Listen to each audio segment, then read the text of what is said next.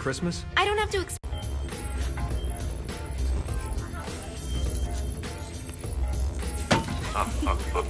So you celebrate birthdays by trafficking with spirits? It's spooky and fun. It's a bunch of letters. It's tradition. Every slumber party has to involve a spirit board. Slumber party? How's it work? We ask it a question, and the spirit of the board will reveal the answer. How? Yeah, someone pushes the pointy thing to wherever they want. Wait. Can we go back to you and your slumber parties? No time. All right. Everyone put their hands on the cursor. Cursor. I feel the magic already. All right. Will the President/God Emperor for life ever choose a partner to reign alongside them? No. Ooh, someone's getting married. Shut up, Matt. Who will tame the president's wild heart? What are you guys trying to spell? I'm not moving it. That's the spirit, Kinsey. I'm serious. I'm not moving it either. Neither am I. Jezebel? Who the fuck is...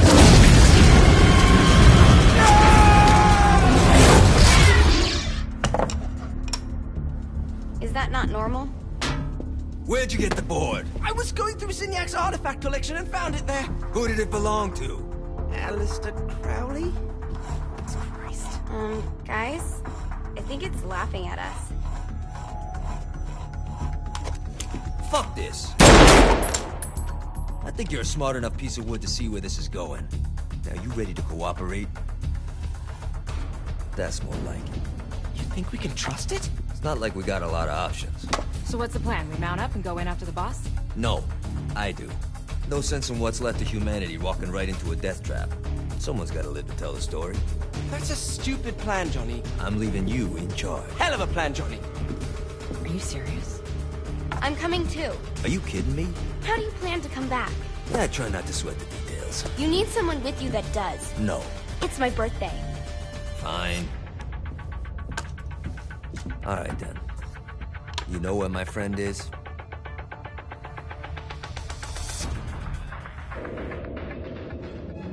True to its word, the spirit board opened up another portal and sent Johnny and Kinsey screaming into hell.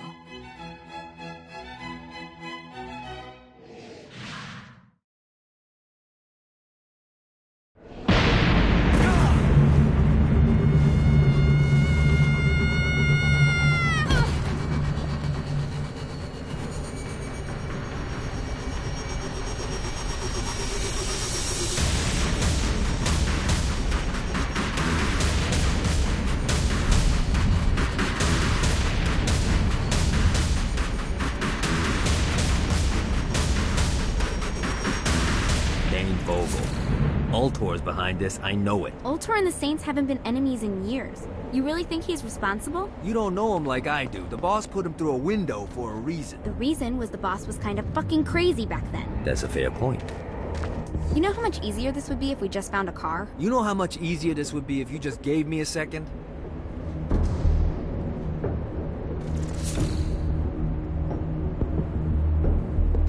God.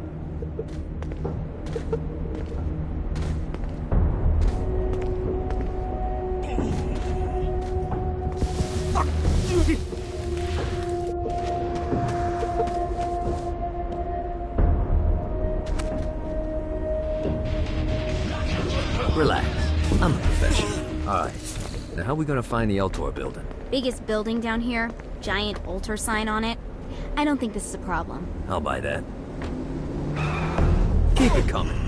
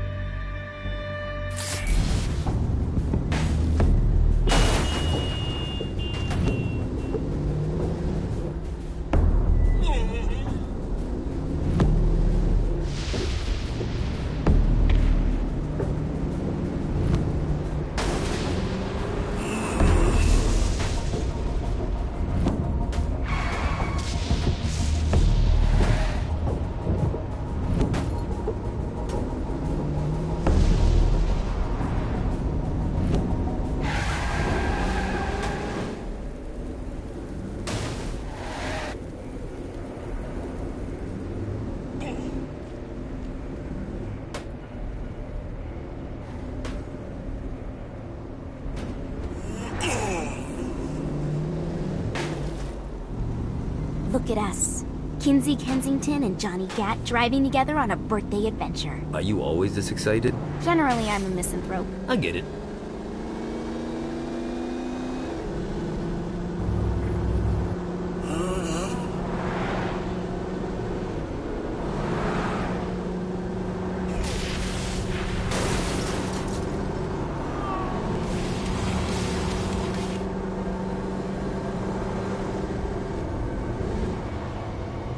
So this is hell. Not as bad as I thought. It kind of reminds me of Steelport.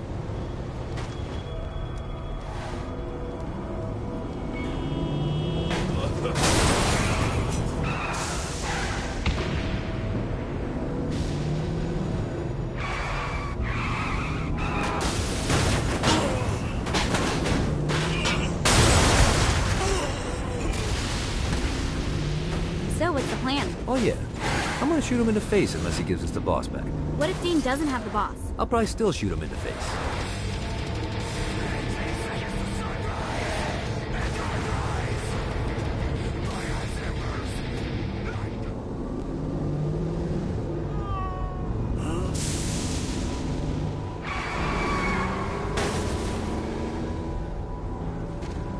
This reminds me of that one time I killed a lot of people.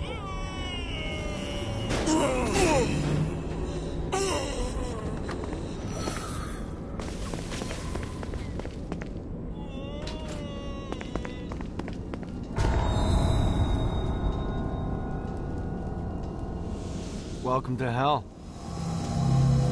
Shouldn't you have a receptionist? Such is the plight of eternal damnation. I have a feeling you didn't come here to catch up. Let's talk in my office.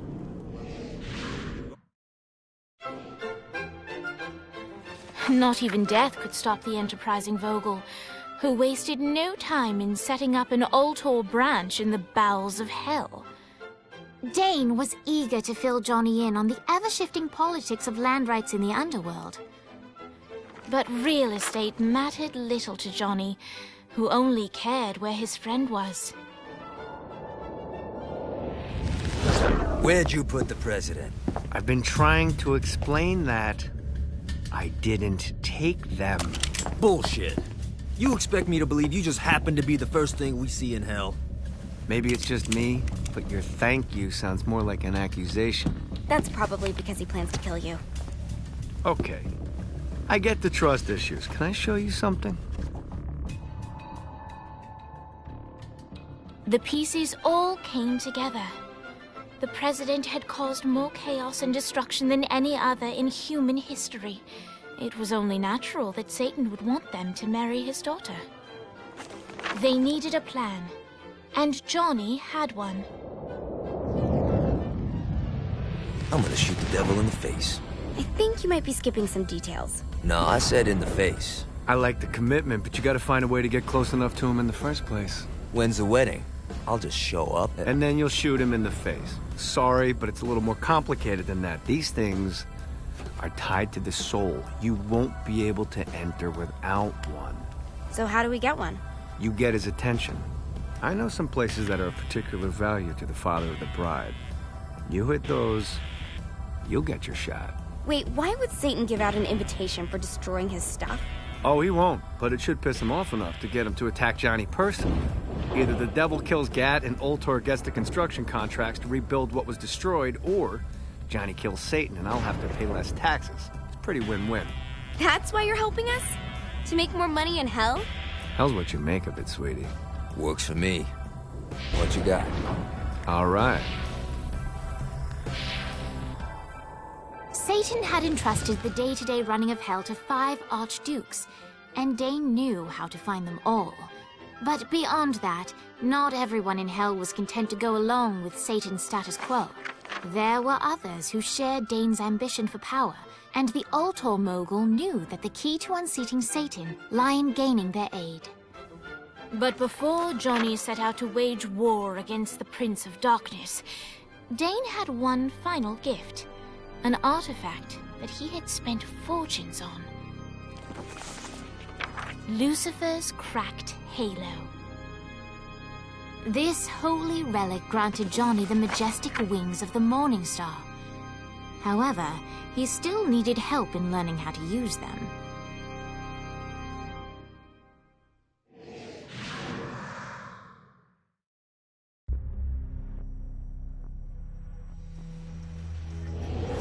Alright, you got me out in the sticks, now what? Would it kill you to show a little excitement? You're about to experience angelic flight, for Christ's sake. Dane. Someone needs a nap.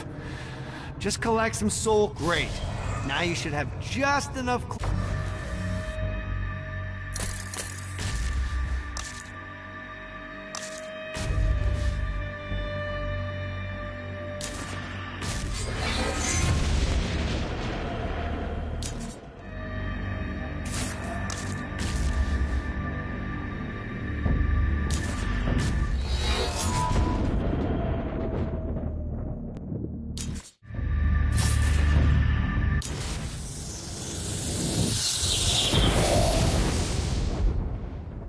Alright, let's start slow. Try to jump over to that next island. Also, the longer you charge your wings before jumping, the further you'll go.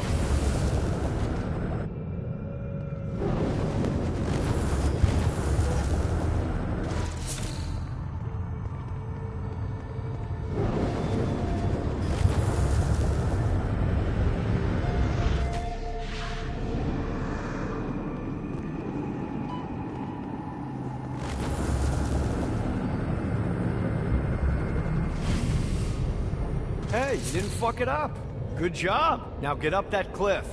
Don't worry, if something looks too high, just keep on jumping off the wall. Remember to charge your jumps if you want to get up the cliff faster.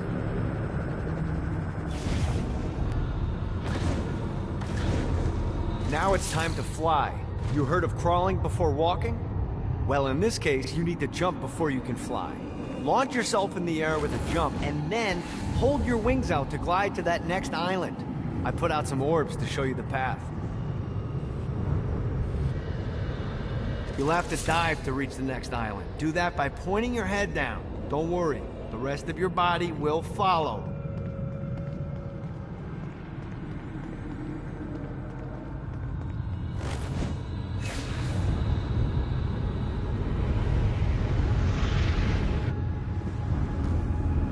I put a shiny flap orb out in front of you. Collect the orb, and your wings will flap to gain speed.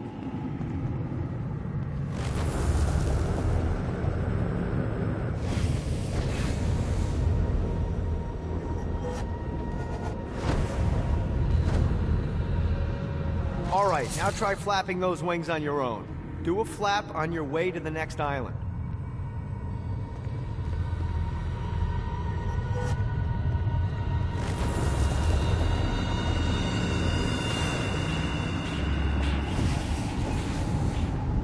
Let's see what these things can do.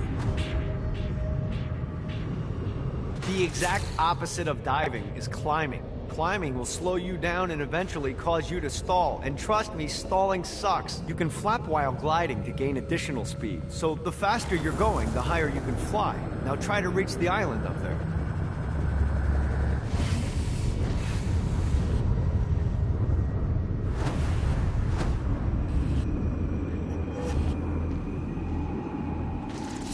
Alright, time to take the training wheels off for the final lesson. Flying takes stamina. If you run out in midair, you are going to drop like a rock. A stupid, stamina-less rock. Last island is right under those lava falls. Notice how your stamina drains the longer you glide.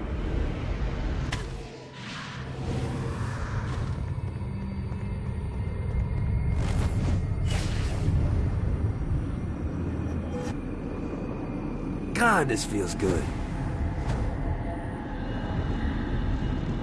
Let's get you back to the old tour building. I want to run through all the stuff you can do to hurt Satan. Sure thing. See you soon. Here's the deal. If you want some FaceTime with Satan, you need to get his attention. Now, Satan hates being challenged, so anything you do to undermine his control is good. Fraud, mayhem, shooting demons in the face, anything. You can keep track of Satan's wrath with this handy meter. Get it high enough and you'll be having drinks with Big Red in no time. I've compiled a list of shit to do, so take a look and do whatever sounds fun. Oh, one more thing. We have some potential allies down here. Trust me, You want to impress them.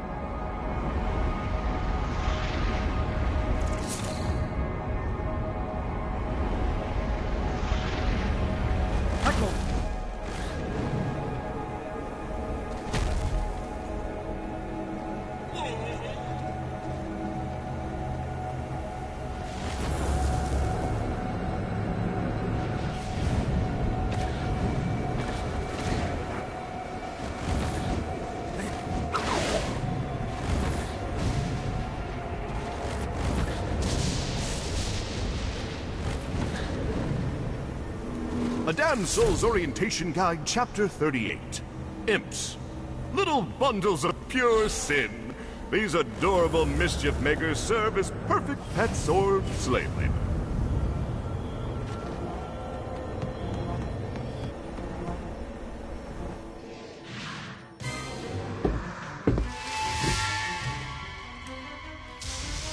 Abandoned ship!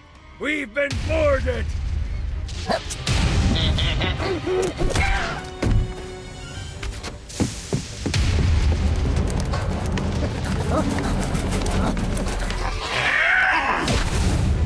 Get these damn things off my ship! It's easier every time. Eye up the skirt! Little bastard. Get on!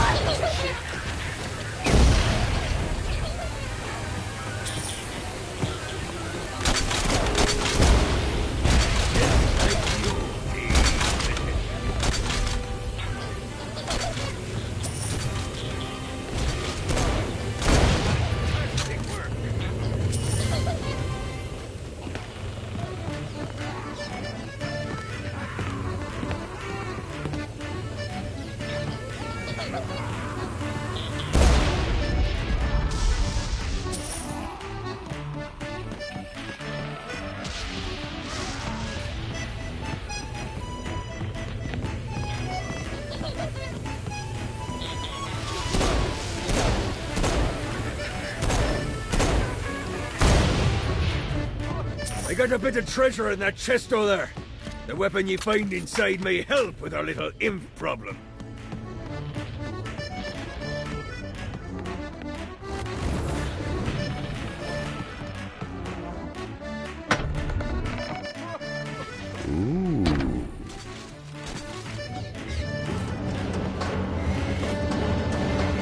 Never should have fucked with me.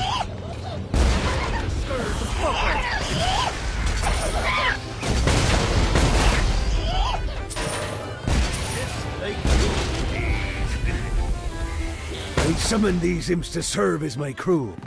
I forgot what a handful they could be. Once aboard, they wouldn't listen to their captain. They ran amok in the bowels of the ship.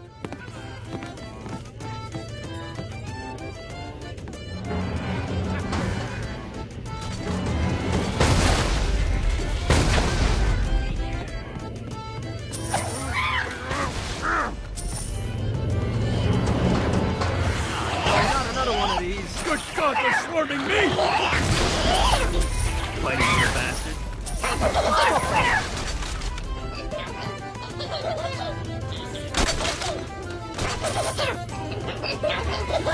Okay to drop the pirate voice. What pirate voice would that be? Wow.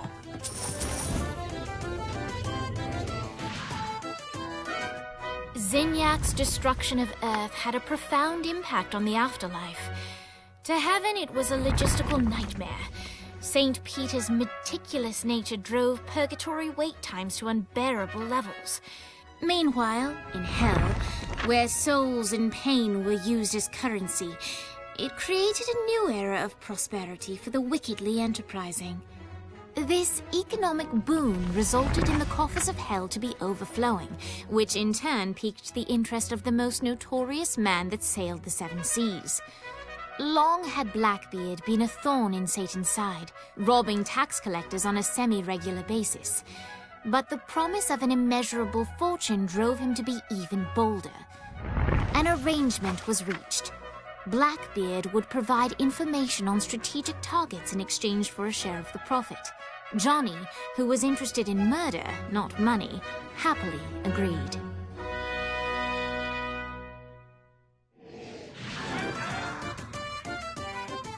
Grant ye the ability to summon my crew whenever they're needed.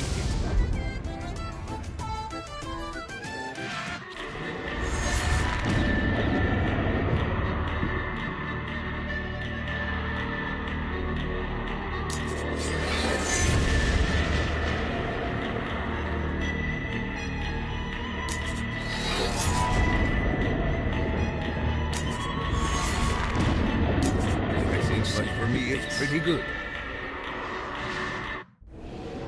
All right, matey. It's time for your lesson.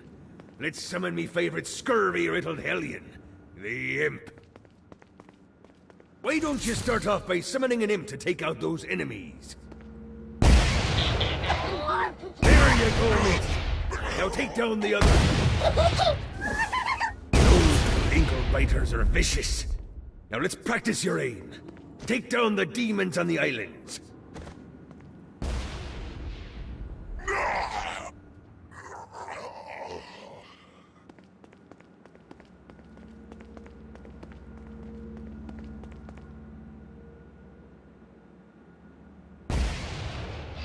Few things are as rewarding as pressing someone into service, am I right? Now get going. There's a whole wide world waiting to be plundered.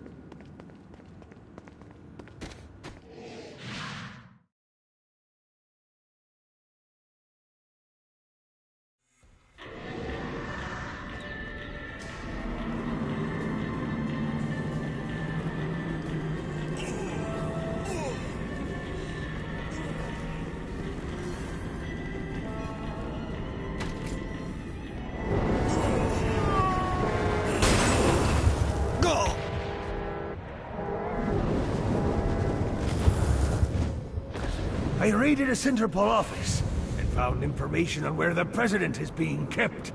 Evidently, they've been trapped in some sort of soul crystal inside Satan's palace. Breaking in is an impossibility. Your best bet to save them is to continue to try to draw Satan out of his palace.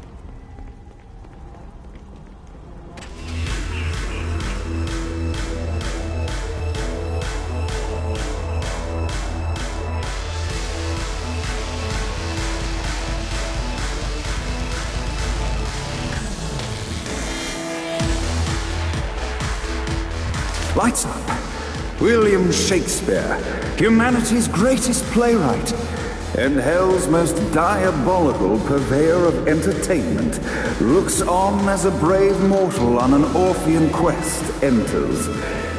The bard's interest is piqued, and he looks to test his visitor's mettle.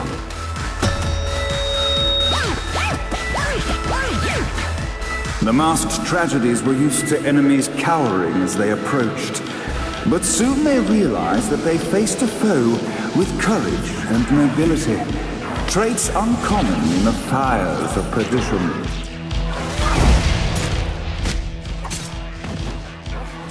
up.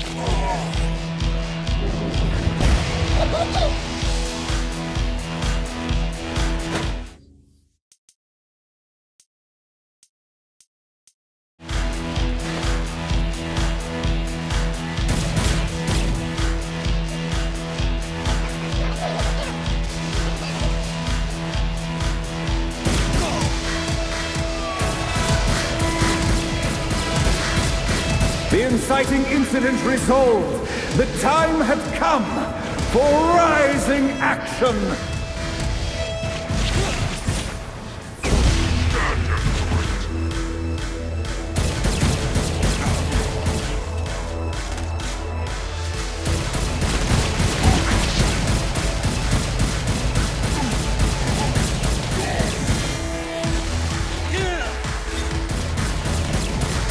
The battle raged on below, and as bullets and blood flew, the bard arched a curious eyebrow.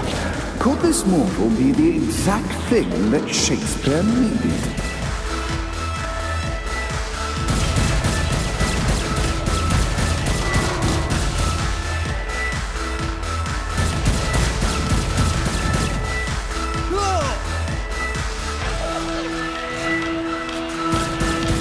Let's play.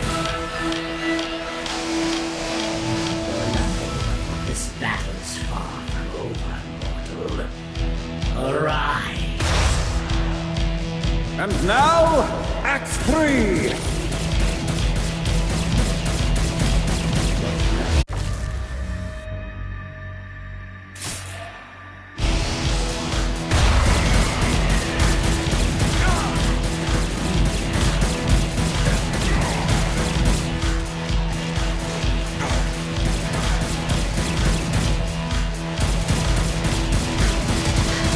The conflict resolved. Shakespeare eagerly awaited meeting the champion that dispatched so many of his men.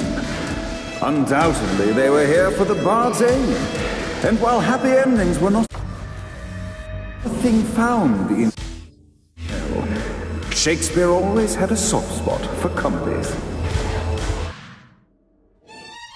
In the land of the living, William Shakespeare is regarded as one of the most prolific playwrights of all time. However, to the denizens of hell, the bard is seen in a far different light. After selling his soul for fame and adoration, Shakespeare served in hell as Satan's spy master general. In doing his duty, Shakespeare would punish the souls he was investigating by forcing them to perform in grotesque passion plays for Satan's amusement. But in a Twelfth Night-esque twist, Shakespeare found himself living a double life. While he projected an image of cruelty, his heart was as soft as Jezebel's. In secret, he would tutor her on the classics and act out the works of his mortal days. When Satan found out, he cast Shakespeare out of the palace, believing that the poet would be tormented by the populace of hell, far out of Jezebel's sight. But Satan had not counted on the bard's cunning. Embracing his persona of master torturer, Shakespeare and his followers, the tragedies, took root in the entertainment district, biding their time for revenge.